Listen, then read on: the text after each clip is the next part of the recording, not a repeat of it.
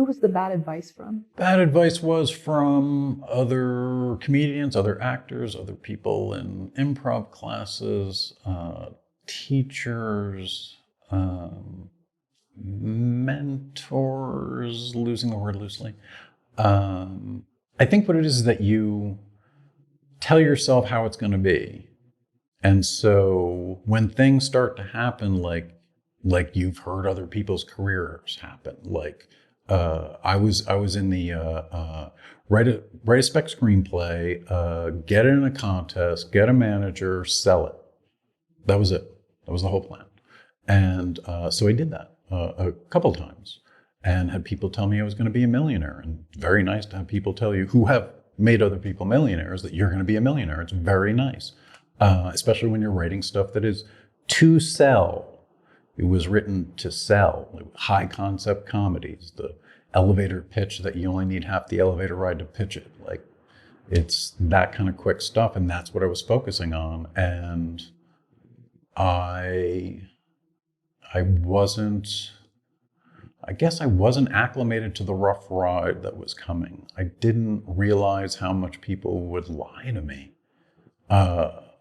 People who represented me, people who I worked with, people I collaborated with. Just, wow. There's definitely that element here, which is, I think, a surprise to a lot of people that aren't from here. You know, it doesn't surprise me. My expectation is that when someone represents themselves as something, especially because, you know, when you first move here, you're so impressed with people's resumes. You know, if they've done anything, they know more than you. And the problem is that maybe they just got lucky and they're full of shit and they don't know anything. They're just blah, blah, blah, blah, blah. And they happen to teach a workshop that you can pay for. And then you realize, oh, so that resume thing that they have, that was really the only thing that they've ever had. And they've been cashing in on that thing, doing these workshop, acting, improv, writing, screenwriting, whatever. And I understand people want to make money and people have information, but that there is a dark side to that. And it, you know, at some point I hit the wall. I was just so sick of me working my ass off to hear no again. You know, at some point you're like, all right, so I'm going to work my day job all day, which I was a private investigator working at home. So I had one desk and I'm working all day and then day's over and then I go over to another desk. Now I'm writing a screenplay. And then I go back to work. And so do that for, I don't know, years. And at some point you start to think, wow, so this is my life right now. And it's going right by. And all I'm doing is fucking typing. Here's another one. No? Okay. This is great. Oh, this is the best. I'm writing stories that are going to make people laugh. And oh, no, I'm not. I'm just filling up hard drives with a bunch of fucking bytes. No one's ever going to see those screenplays. They will die like most screenplays. That's what happens. And I think the thing that I am glad I came to the conclusion was I just wanted to fucking make something. I was so sick of just like, why does someone have to give me permission? And the thing that anger is an energy. It's a Public Image Limited song. And it made me angry that I wrote 3 short screenplays and all of them were shot by people who, 2 of them had gone to film, like good film schools, and they were garbage. They were garbage.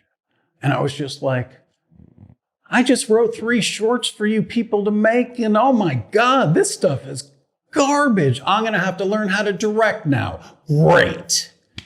I didn't want to direct. I just knew the only way that I'm going to have any ability to get the tone of this comedy where it needs to be is for me to be in the room controlling that tone, because they don't get it on the paper. They hear you're handing them heavy metal and they're giving you back polka. And you're like, you know, I just gave you I worked my ass off for this heavy metal, and you're handing me back this doot-to-doot crap, and it sounds like shit.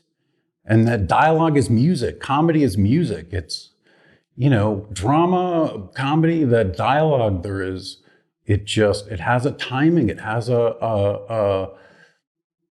effect.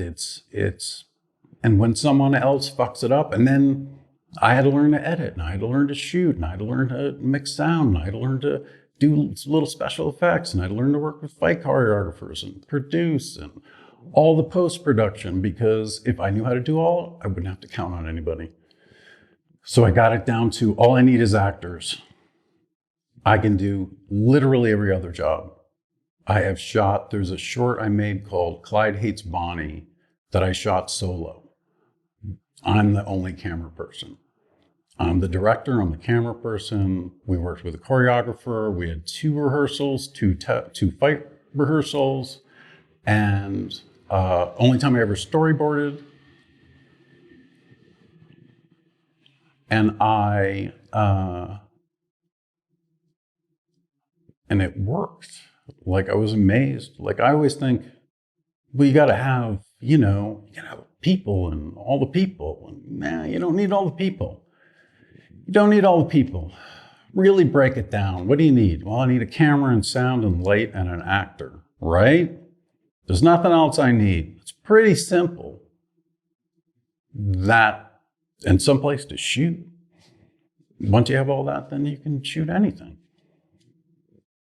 Do you really think people were lying to you in the beginning? Or were they saying these things that were sort of the catchphrase of the moment? Oh, the gatekeepers. And and that was like trendy back in like 2010, 2013. And then there's a new way to do it. And then a new way. Oh, yeah. There's always a new way, and there's always a new story, and that never ends. I know for a fact that I was lied to on a number of occasions by individuals. And sometimes it was mild, the information, and sometimes it was information that if I had would have been less catastrophic. Why did they lie to you? They were afraid of the truth, and they were the one that had to deliver it, and they didn't have the guts.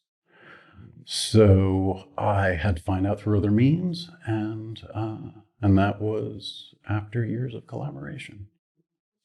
You know how they say in storytelling, there's like these tricksters, shapeshifters, whatever. Do you think some of them were those, or? No, I think they're just assholes. Okay. I mean, it's the brand, the type, the level of entitlement that happens in Los Angeles is a different brand of entitlement than happens in anywhere else, other than maybe, parts of New York City, parts of Paris, parts of London. But LA's got a big mass of just people who have arrived here waiting for someone to know who they are. And I've been in super successful realms, and I've been in super not successful realms with people. And like, I worked with Michael J. Fox on a sitcom and Tracy Pollan. They were the nicest human beings I was kind of like, you're so nice. Like, I've got like nothing. I'm a nothing part. I got 2 scenes and I do nothing in those scenes.